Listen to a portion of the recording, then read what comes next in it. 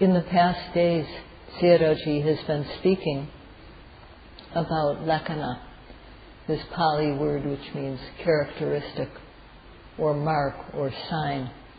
And Sayadaw mentioned that there are three kinds of lakkhana or characteristic: sabhava lakkhana, sankata lakkhana, and samanya lakkhana.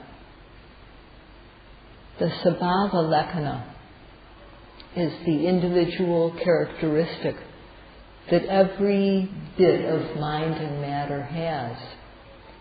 All mind, all matter, all nama and rupa have an individual characteristic.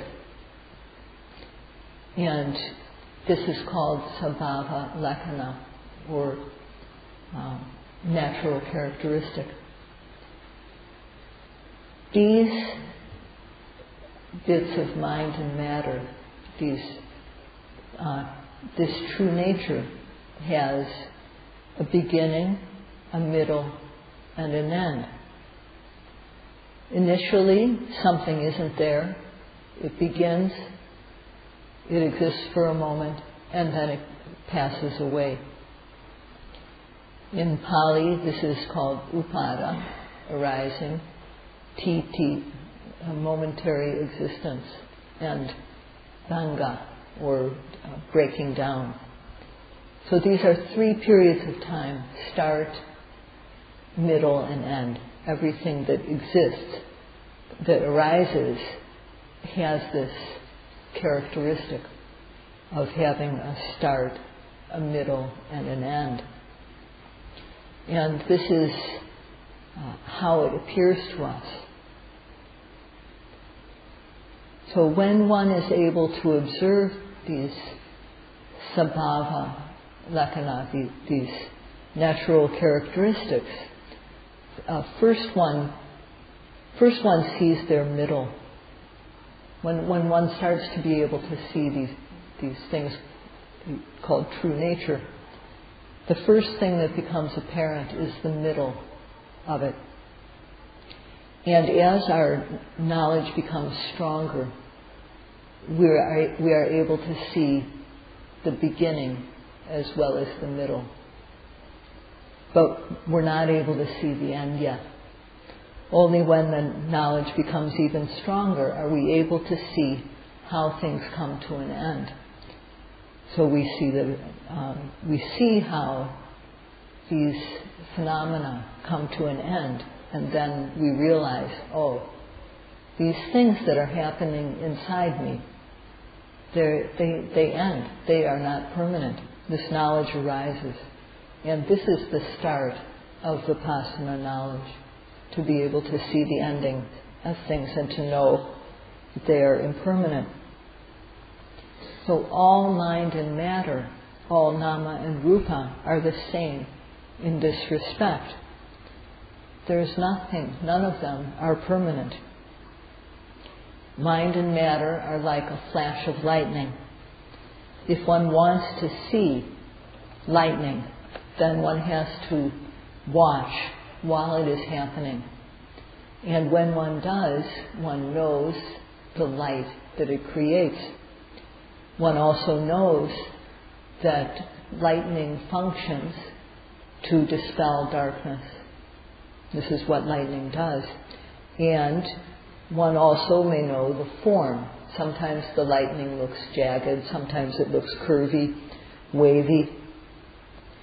So these are three things that become apparent about lightning: the light, that it dispels darkness, and then the form that it has, the shape that it makes in the sky.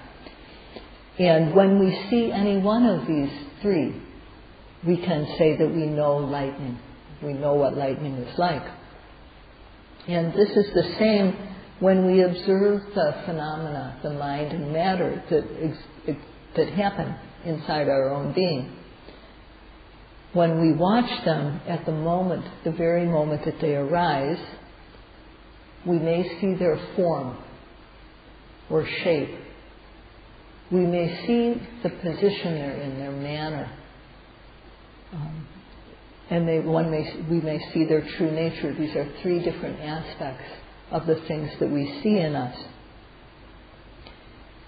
So in order to see the true nature of phenomena, right at the moment of seeing, at the moment of hearing, smelling, tasting, touching, at the moment the abdomen rises or falls, at the moment of lifting, moving or placing the foot, at the moment of bending or stretching, at the moment of looking forward, looking backward, at the moment of blinking or opening and closing the eyes.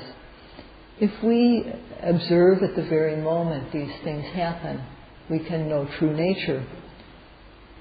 At the start, we should have the intention, we should have the aim to try not to miss anything that happens in our being.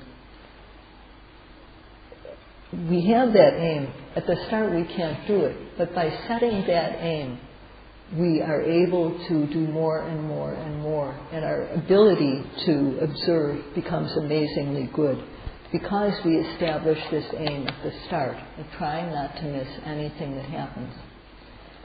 So the teachers do not ask the yogis coming here from abroad to do anything impossible. It is possible to be able to catch all the different things that happen inside one. This is the teaching of the Buddha that we use to help us do this, as Mahasi Sayadaw instructed. And this help, the help that we get from this teaching in this work, is very, very valuable. So one should understand the value that these instructions give, understand the benefit that comes from the practice, and therefore undertake it in a manner of respect and meticulous care, not just by appearance, but really trying to do the work. So when yogis behave in this way, with respect and care towards the practice, then it is worthwhile for Sayadaw-ji to give his help. To know what is really happening in one's body. At first, it's difficult to pick things out. One can't just focus in on things. So one has to look at the form of things and the manner. The form and the manner or position some part of the body is in is what we can see, what we can see easily. So an analogy is, say, on the table there's a piece of food, and that food has some flavor. It may be sweet or sour, spicy. It might be bland, salty, bitter. But we can't just look at the food and guess what the flavor is. If we want to know the flavor that's in the food, we have to put the piece of food in our mouth. And then we have to chew. And when the flavor reaches the tongue, then we know the flavor of the food. Or if we're drinking a cup of something, when we drink, then we know the taste that that liquid has. So taste is dependent upon a place. Taste exists somewhere. You can't separate it out, for example, from the liquid that is flavored or the piece of food that is flavored. You can't separate out taste as the flavor as a separate thing. It's located within a place. So that's what we look at when we practice, when we meditate. We're trying to observe true nature, but we have to observe where it is located. So, for example, if we're observing what happens when we blink the eye, what happens when the eyes open and close, the eyes Why they blink is because of the dryness that starts to occur on the eye and the uncomfortable feeling, and then when the blinking happens, there's relief. So we have to focus on the area of the eye in order to observe these qualities that happen. The same thing when we try to watch the rising and the falling of the abdomen. That means while we put our attention on the abdomen, and while it rises and falls, we observe that. So what we see mostly at first is the shape, or we see the position that the abdomen is of being expanded or contracted. So at first we can't separate out the true nature from the form of the place where the true nature is happening, or the manner. But this true nature is like the flavor in food, and sabhava, true nature, is also called sarasa. How it's like the flavor in food is that you can't separate out the true nature, the individual characteristics, from the place where they're happening. The same way the flavor can't be pulled out and pointed to as something separate from the food. So at the start of the practice, what we see mostly is the form, the shape of things, and the manner of them. For example, we observe the abdomen, and when the abdomen rises or expands, we note it as rising. When it falls back down again, we note it as falling. When we bend our arm, we note that as bending. We put our attention on the bending and note it as bending. When we stretch out our arm again, we put our attention on the arm and label it as stretching. Lifting in walking, lifting the foot, moving it forward, placing it. At the time we perform any action, just like there are flavors in a bit of food that we eat, there are also individual things like flavor to be tasted in the actions that we perform. So, in order to observe, we have to make effort to observe the thing that we're trying to watch. And that means to push the mind so that it gets to the object that we're trying to watch. And we also have to aim. We have to make aim so that the mind is focused properly. If we have these two qualities of making effort to observe the object and trying to also aim the mind, then mindfulness or awareness, sati, will arise. And following on sati, there will be concentration or samadhi. And when these qualities become well developed and they have energy, then we will start to taste or experience the individual or know the true nature that happens inside of us.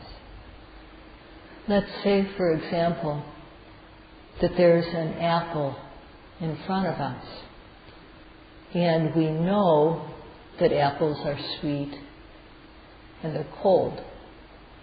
Okay, but we know this, but we don't know it in a practical way. It's just what we think when we see the apple before we actually taste it. So we don't really know what that apple is like, truly. So we bite into it and chew. And then coldness, we feel coldness on the tongue, or the sweet flavor on the tongue. And when we chew carefully and put our attention on the mouth where the apple is being chewed, then we know the taste.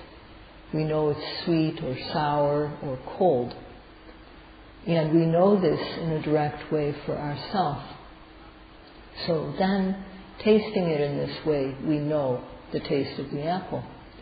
And meditation is like this. So it's not imagining what is happening inside us, not reflecting on it, but it's observing what arises in our body, applying So we try to observe whatever arises in our body, and then we gain practical knowledge of what it's like. So whatever happens, whatever we're watching inside of us, whatever we're trying to observe, we use a label. So when there's seeing happening, we note it as seeing. Or hearing, we note that as hearing. When we observe, say for example, the action of going from standing to sitting down, in that process, there's the intention to sit down that occurs in a series, and there's also a series of gradually sitting down, a series of physical actions that occur. The intention to sit down and the sitting down, the mind and the matter, occur together as pairs in the process of sitting down. If we think during the process of sitting down, we're not going to be able to know what is happening in ourselves at that moment. So we have to put aside thinking.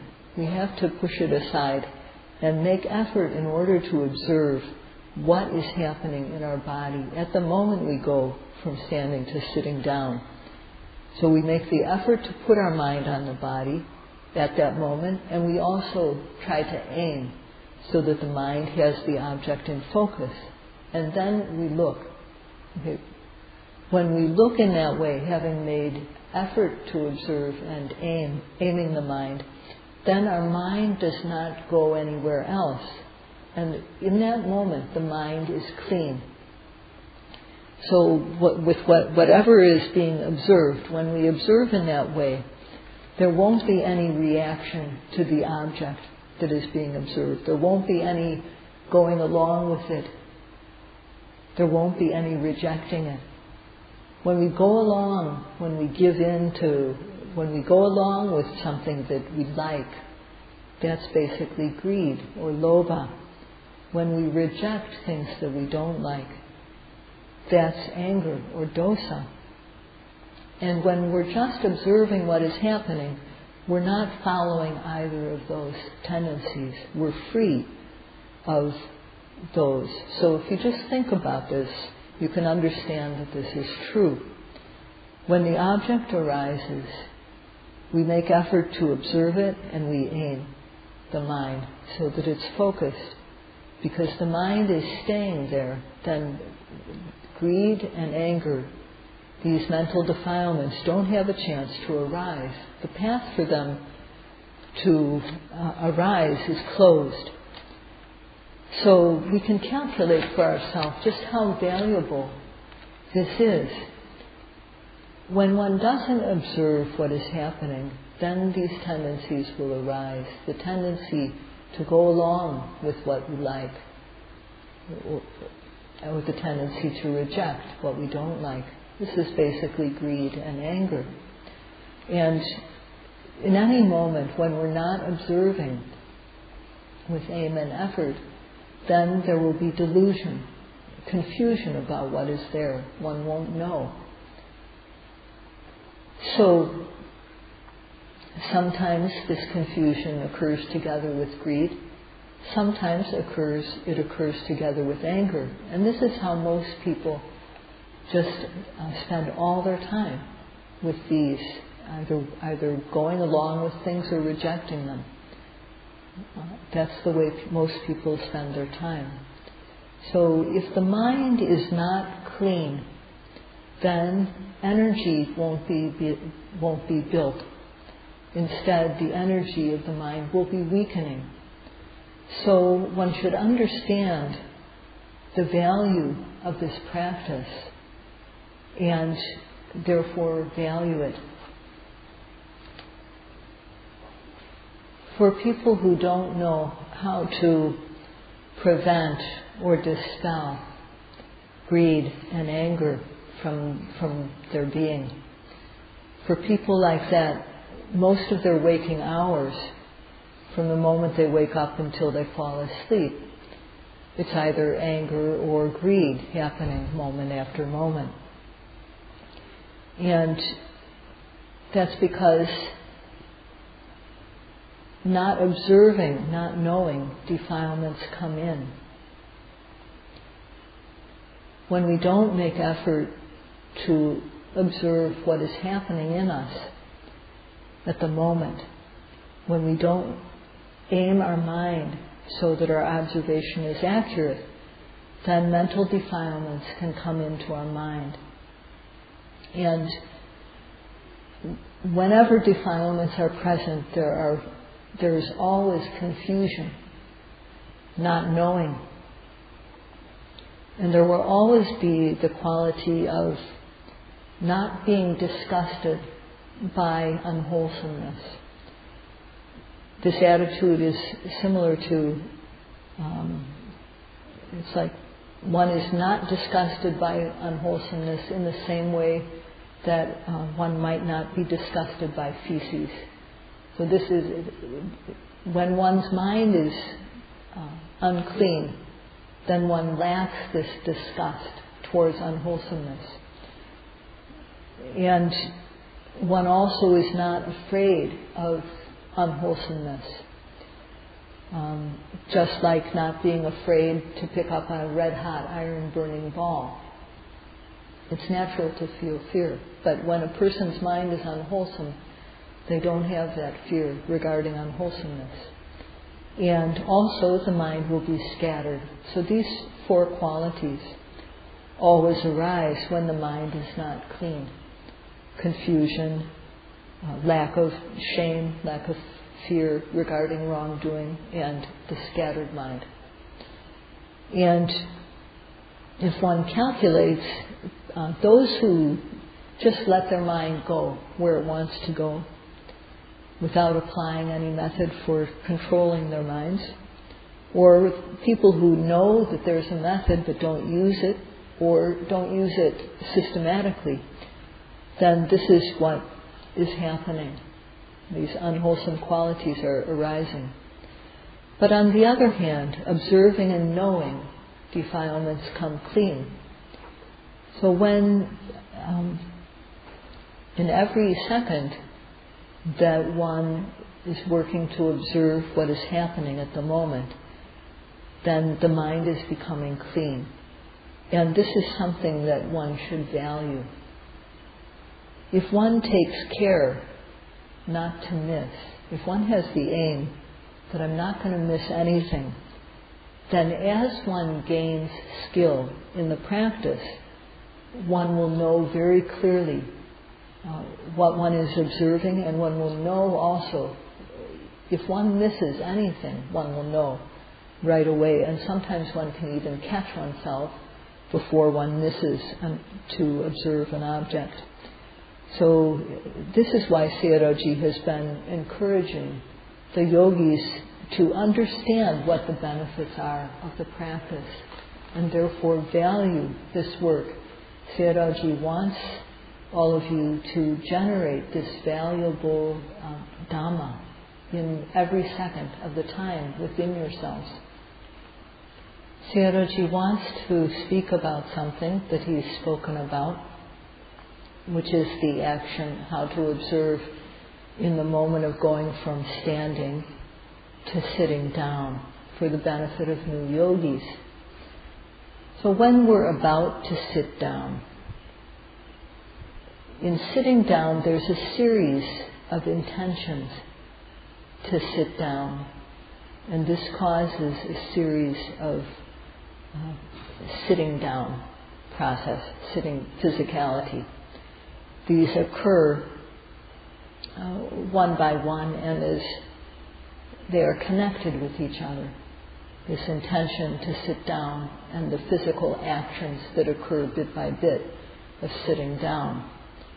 And if one observes carefully, just as the body goes down bit by bit, as we're going from changing the posture from standing to sitting, so that the mind falls on the posture of sitting down.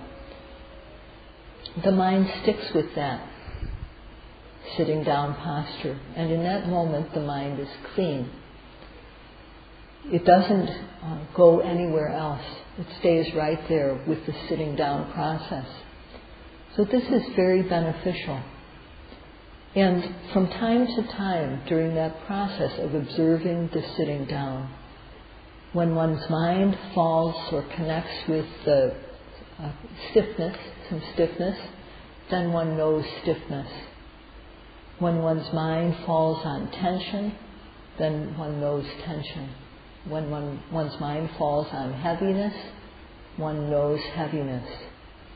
And when it becomes very stiff or very tense or very heavy, then there's discomfort also, that one knows these things.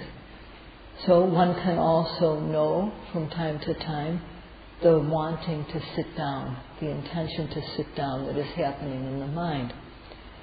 So if one observes carefully at the time of going from standing to sitting, then one will know one of these things. One won't know them all at the same time.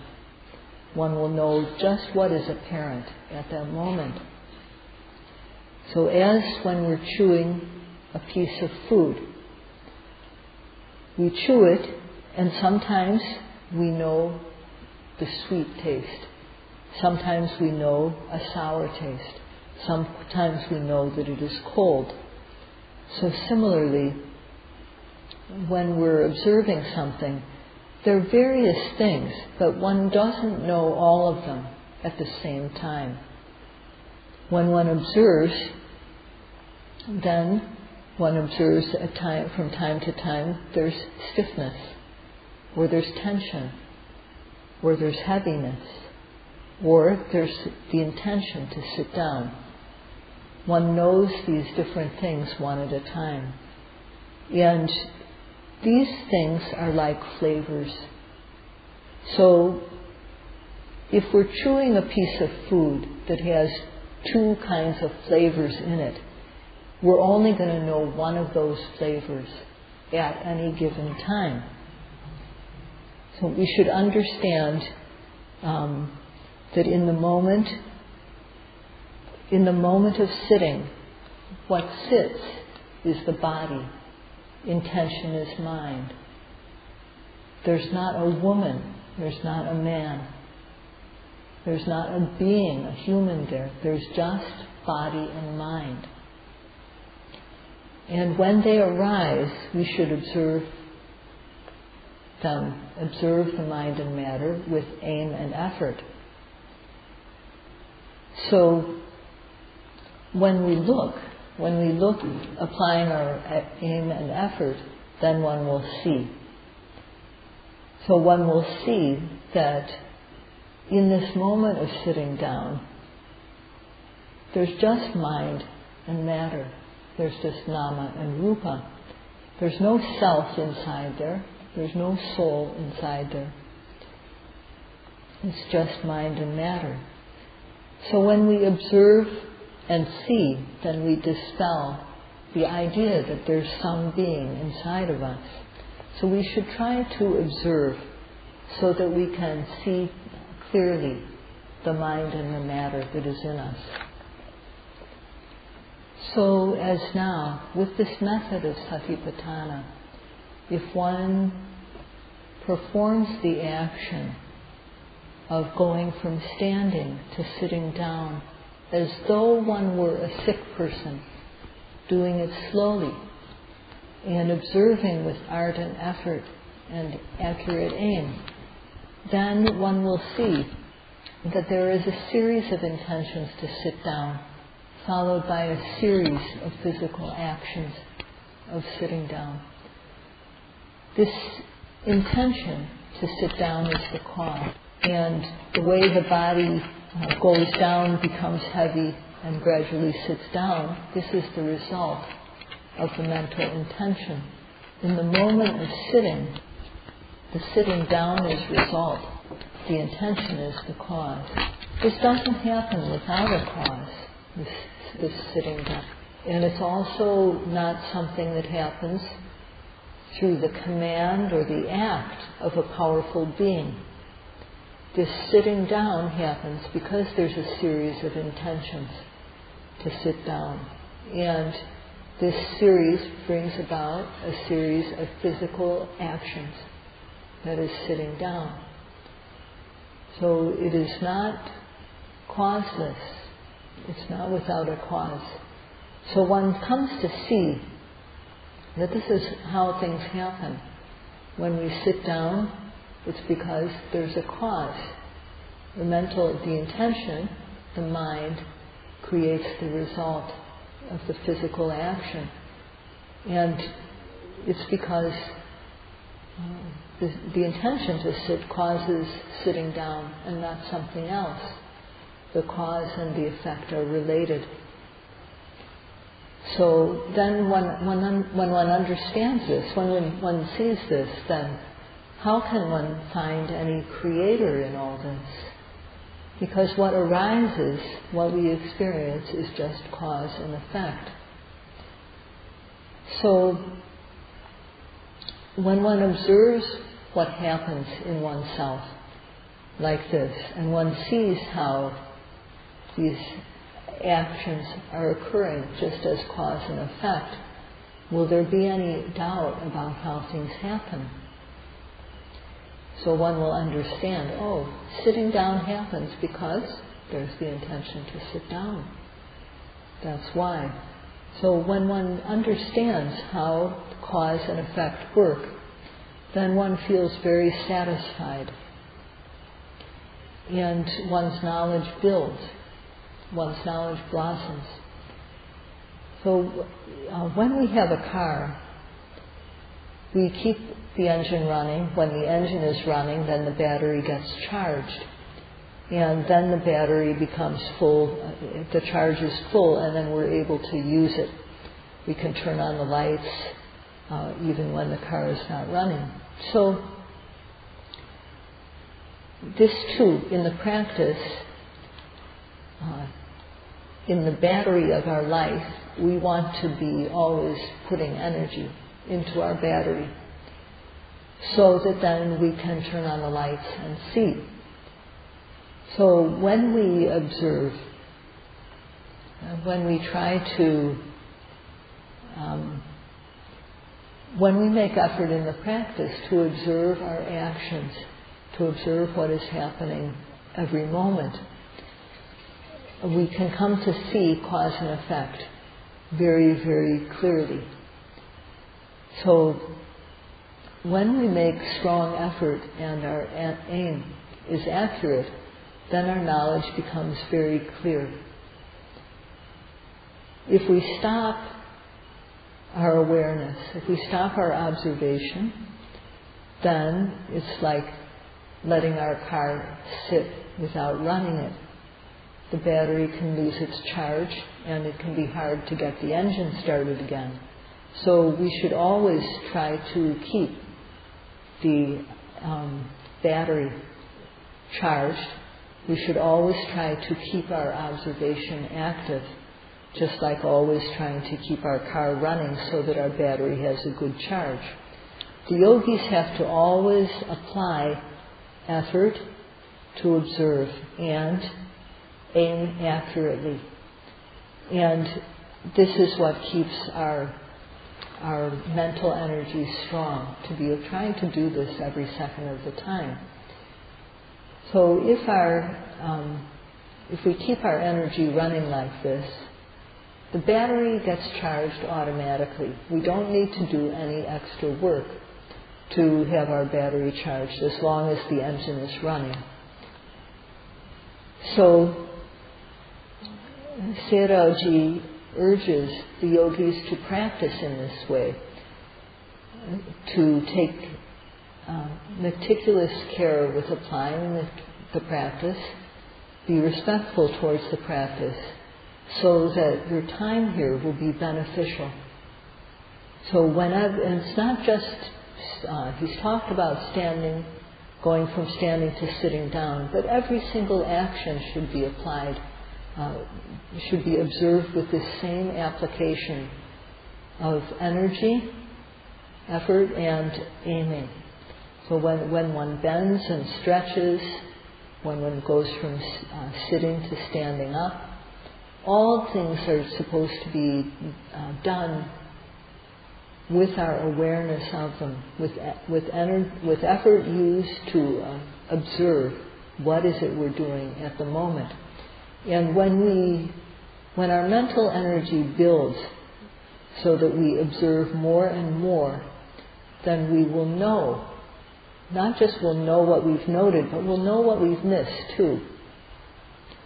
So Sayadaw urges all of you to practice in such a way that whatever time you have here will bring you a lot of benefit. That's all for today.